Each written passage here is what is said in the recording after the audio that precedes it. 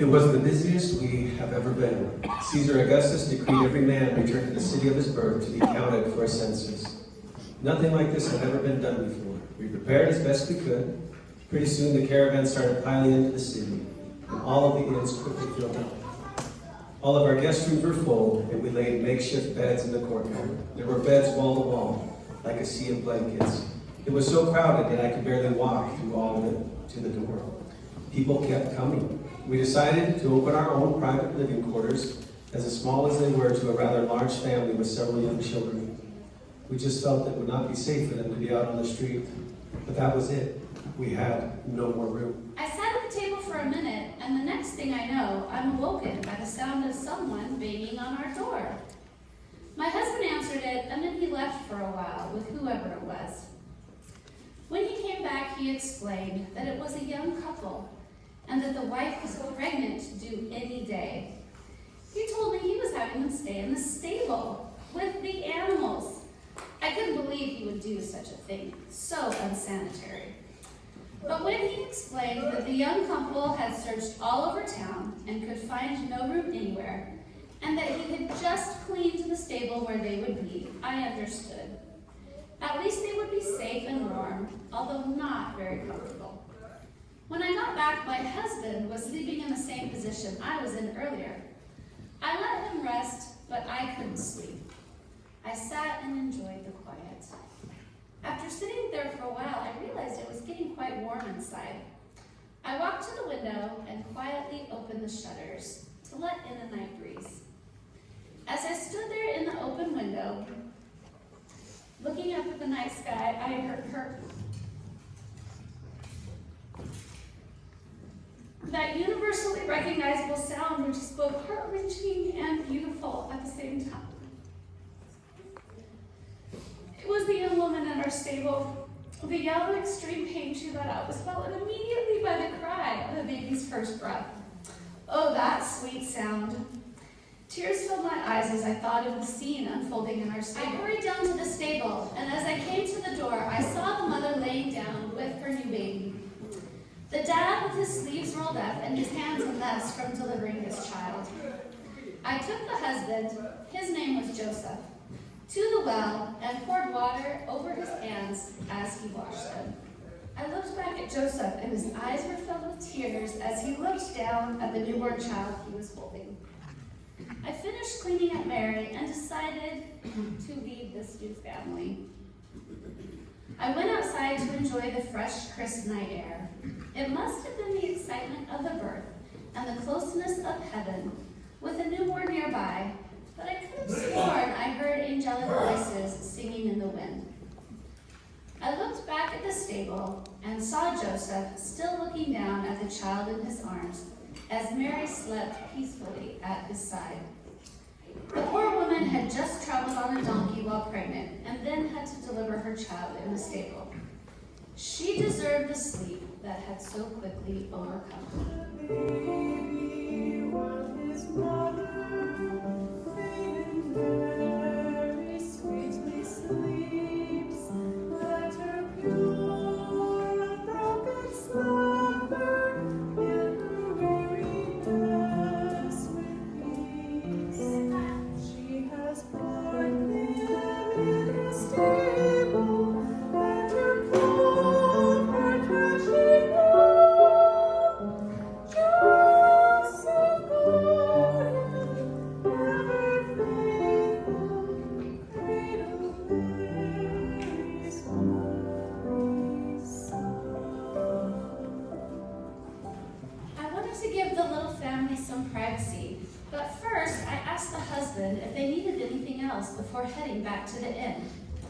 Joseph asked if I would like to hold the baby. I was more than happy to oblige. He gently handed me the child, and then he went outside. I looked over at Mary as she was still sleeping. I walked back to the entrance of our stable with the new baby in my arms. I stood there and looked out into the peaceful night. I noticed Joseph over by a bench, knelt in prayer. I didn't want to eavesdrop on the prayer of this new father. Before turning back into the stable, I heard him say in a desperate and pleading voice, Father, I will do my best to take care of your child, but I'm scared I won't be able to do enough. What if I make a mistake? Please help me. Being a new father is a huge responsibility. I took comfort in knowing that Joseph was including his Father in heaven in raising this child.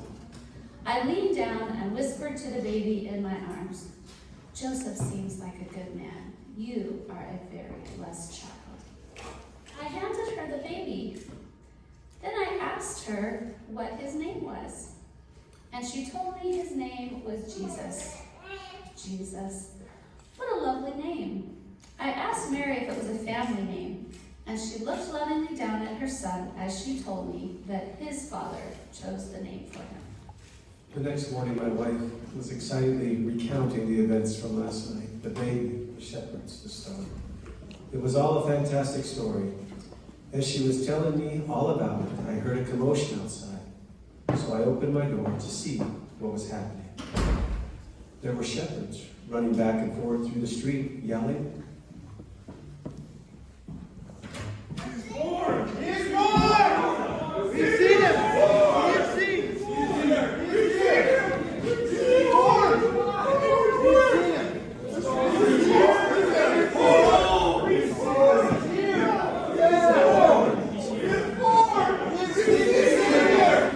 We've seen him! We've seen him! He's here! He's born! We've seen him! He's here! We've seen him, We've Colton. seen the Savior! He's born! He's born! We've seen him.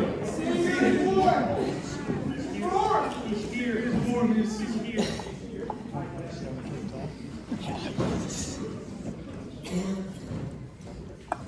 I turned to look at my wife. We both stared at each other for a moment. Could it be? We quickly left the other guests around down to the stable where the family was. When we arrived at the stable and saw the new family, we just stood there, both speechless. Was what the shepherds said true? Is this the child they were talking about? Who else could it be? All these thoughts were swirling around in our heads, but we couldn't make any words come out of our mouths. Mary and Joseph looked at our bewildered faces, and they seemed to understand.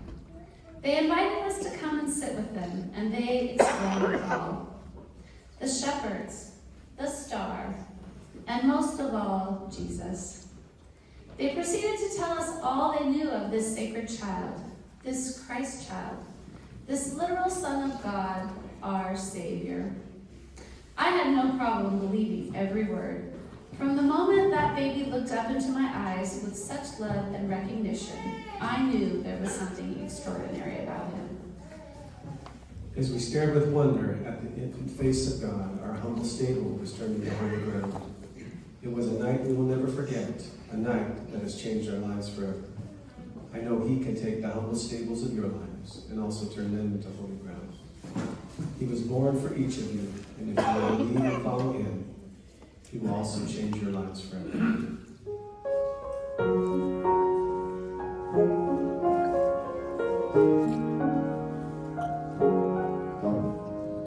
They journeyed far, a weary pair.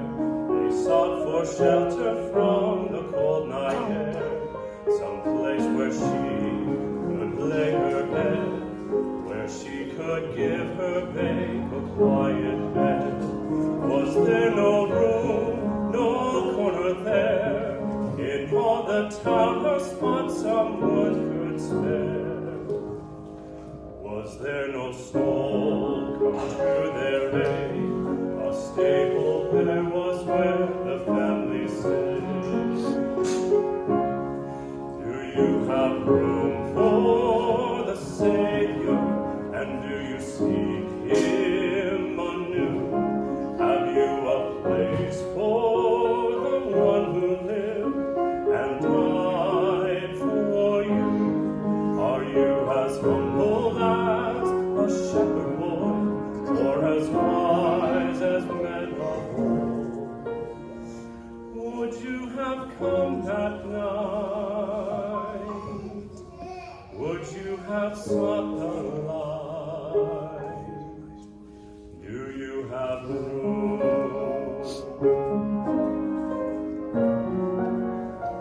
Will you come tonight? Will you seek the light? Do you have room